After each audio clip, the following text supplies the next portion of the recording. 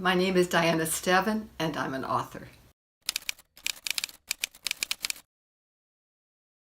In my early 20s, I always loved books. We didn't have many in the house because my mother was illiterate, but my father used to quote poetry and take me to the library.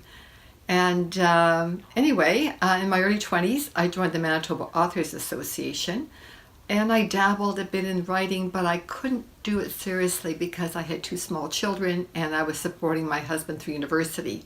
So I had to put those dreams on hold until I retired because, writing is not a guaranteed income.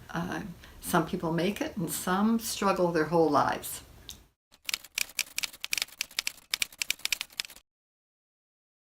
People who have read my books, and they will surprise me by encountering me in a bookstore or at a book reading or ask me questions at a book club meeting. And when they tell me that they've enjoyed my book, that gives me such pleasure I cannot tell you. That is the most satisfying part about being a writer. And one more thing is discovering during the writing process some moment or some sentence or phrase that just comes out of me organically, and I just find that magical.